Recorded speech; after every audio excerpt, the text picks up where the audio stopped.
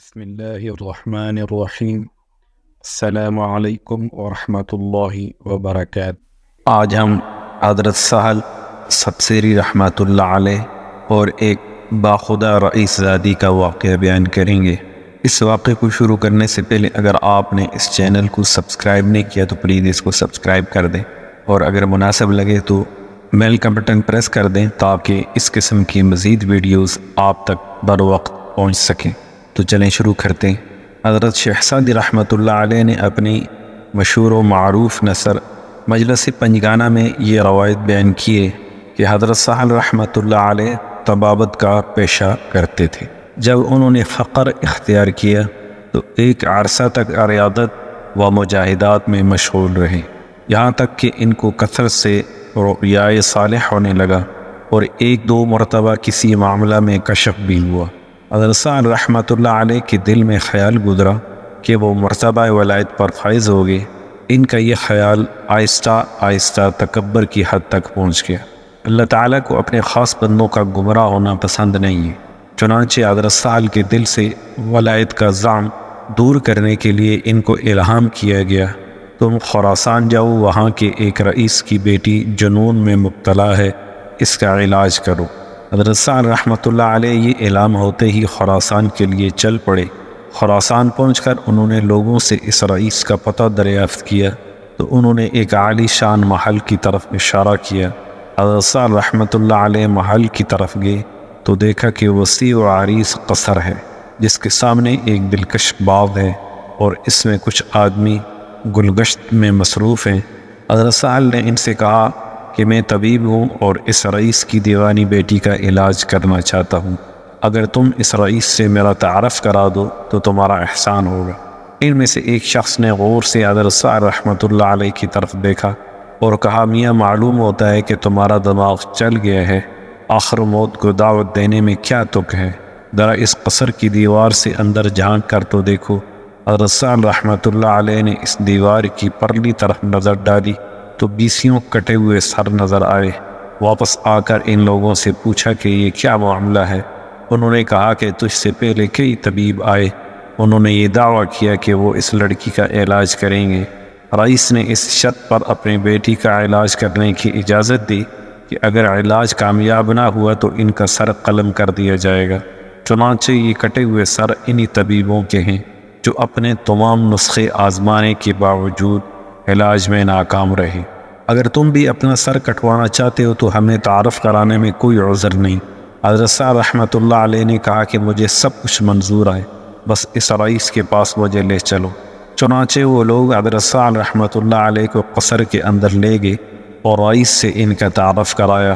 رئیس اس وقت چند آدمیوں کے ساتھ گفتگو کر رہا تھا۔ اس نے حضرت سہل رحمۃ اللہ علیہ کو اشارہ کیا کہ بیٹھ جائیں۔ جب وہ آدمی چلے گئے تو رئیس حضرت سہل سے یوں مخاطب ہوا، یہاں آنے سے تمہارا کیا غرض ہے؟ حضرت سہل رحمۃ اللہ علیہ، میں نے سنا ہے کہ تمہاری ایک لڑکی ہے جو جنون کے عارضہ میں مبتلا ہے، میں اس کے علاج کے لیے آیا ہوں۔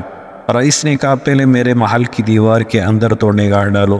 حضرت سہل رحمۃ اللہ علیہ نے کہا، میں نے سب کچھ دیکھ لیا ہے۔ رئیس ان کا جواب سن کر بہت حیران ہوا اور سمجھا کہ یہ کوئی بہت بڑا بلند پایا طبیب ہے جو پہلے طبیبوں کا حشر دیکھ کر بھی علاج پر تلا ہوا ہے۔ چنانچہ اس نے زنان خانے میں پیغام بھیجا کہ شہزادی کو تیار کرے، ایک طبیب اسے دیکھنے آیا ہے۔ تھوڑی دیر کے بعد اندر سے اطلاع آئی کہ لڑکی طبیب سے ملنے کے لیے تیار ہے۔ چنانچہ رئیس نے حضرت کو اپنے ساتھ لیا اور حرم سرا میں داخل ہوا۔ جب دونوں لڑکی کے کمرے تک پہنچے تو لڑکی نے کنیز کو آواز دی، میرا نقاب لاؤ تاکہ میں نقاب کر لوں۔ رئیس کو بڑی حیرت ہوئی کہ اس سے پہلے کتنے ہی طبیب آئے لیکن لڑکی نے کسی سے پردہ نہیں کیا۔ اس طبیب میں معلوم نہیں کیا بات ہے کہ لڑکی نقاب کی ضرورت محسوس کر رہی ہے۔ وہ اپنے خیالات کو ضبط نہ کر سکا اور لڑکی کے سامنے ان کا اظہار کر ہی دیا۔ لڑکی نے جواب دیا، وہ مرد نہیں تھے، مرد یہ ہے جو اب آیا ہے۔ رئیس لڑکی کا جواب سن کر سر پٹا گیا، اس کی سمجھ میں کچھ بھی نہ آیا۔ حضرت سہل رحمۃ اللہ علیہ لڑکی کے قریب گئے اور السلام علیکم کہا۔ رئیس زادی نے وعلیکم السلام کہا اور کہا، اے پسر خاص حضرت سہل رحمۃ اللہ علیہ، تم نے کیسے سمجھا کہ میں پسر خاص ہوں؟ رئیس زادی نے کہا جس نے تم کو یہاں بھیجا اس نے مجھ کو بھی متنبہ کر دیا ہے۔ تمہیں اللہ نے ایسی نعمت سے نوازا ہے جس سے روح کو تسکین ملتی ہے، اسی وجہ سے میں خجالت محسوس کر رہی ہوں۔ رئیس کی گفتگو سن کر عالم تحیر میں کھو گیا اور ساکت و صامت دیکھنے لگا کہ اب کیا ہوتا ہے۔ ادھر حضرت صاحب رحمۃ اللہ علیہ سمجھ گئے کہ لڑکی کو جنون نہیں بلکہ کوئی اور شے ہے۔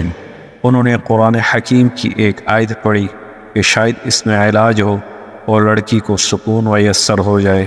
رئیس زادی نے جونی یہ آیت سنی غش کھا کر گر پڑی۔ تھوڑی دیر بعد جب ہوش میں آئی تو حضرت صاحب رحمۃ اللہ علیہ نے اس سے مخاطب ہو کر کہا کہ تجھے سرزمین اسلام میں لے جاؤں۔ رئیس زادی نے کہا سرزمین اسلام میں کیا شے ہے جو یہاں نہیں ہے؟ حضرت صاحب رحمۃ اللہ علیہ نے کہا ارض اسلام میں کعبہ معظم ہے۔ رئیس زادی نے کہا نادان، اگر تو کعبہ کو دیکھے تو اسے پہچان لے گا۔ حضرت صاحب رحمۃ اللہ علیہ نے کہا ہاں۔ رئیس زادی کہنے لگی میرے سر کے اوپر نگاہ کرو۔ حضرت صاحب رحمۃ اللہ علیہ نے اوپر نظر ڈالی تو ایک عجیب منظر دکھائی دیا۔ ان کی نظر کے سامنے کعبۃ اللہ موجود تھا جو لڑکی کے سر کے گرد طواف کرتا معلوم ہوتا تھا۔ حضرت صاحب رحمۃ اللہ علیہ یہ نظارہ دیکھ کر ششدر رہ گئے اور پھر بے ہوش ہو کر گر پڑے۔ تھوڑی دیر کے بعد ہوش میں آئے تو رئیس زادی سے پوچھا تو نے یہ مرتبہ کس طرح حاصل کیا؟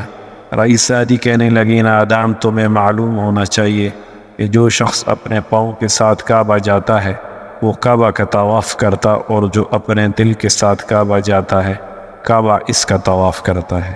اور تجھے یہ بھی جان لینا چاہیے کہ تو ابھی خدا سے ایک قدم دور ہے۔ اگر تمہاری خواہش ہو تو میں تمہارے لیے اس راز کو فاش کر دیتی ہوں، جلد بتاؤ جاننا چاہتے ہو یا نہیں؟ حضرت صاحب میری جان تم پر قربان، جلد کہو ورنہ میں دیوانہ ہو جاؤں۔ رئیس زادی نے کہا جس نے اپنے نفس کو جان لیا اس نے اپنے رب کو پہچان لیا۔ رئیس زادی کا جواب سن کر حضرت صاحب تستری رحمۃ اللہ علیہ کے سارے حجابات دور ہو گئے اور انہیں معلوم ہو گیا کہ اس دنیا میں اللہ کے بہت سے ایسے بندے ہیں جو ان سے کہیں بلند مرتبہ پر فائز ہیں۔ چنانچہ ان کے دل سے اپنی ولایت اور بڑائی کا خیال یکسر جاتا رہا۔ اس طرح اللہ تعالیٰ نے اس واقعے کے ذریعے ان کو تنبیہ کر کے گمراہ ہونے سے بچا لیا۔ یہ حوالہ ہم نے حکایات صوفیہ سے لیا ہے، اور اس کا حاصل کلام یہ ہے کہ بے شک اللہ والوں کی شان ہی نرالی اور انوکھی ہوتی ہے۔ وہ دنیا سے بے نیاز ہو کر زندگی گزارتے ہیں۔ اللہ تعالیٰ ہمیں اولیاء اللہ کی قدر کرنے اور ان کے نقش قدم پر چلنے کی توفیق عطا فرمائے۔ آمین یا رب العالمین۔ والسلام علیکم ورحمۃ اللہ وبرکاتہ۔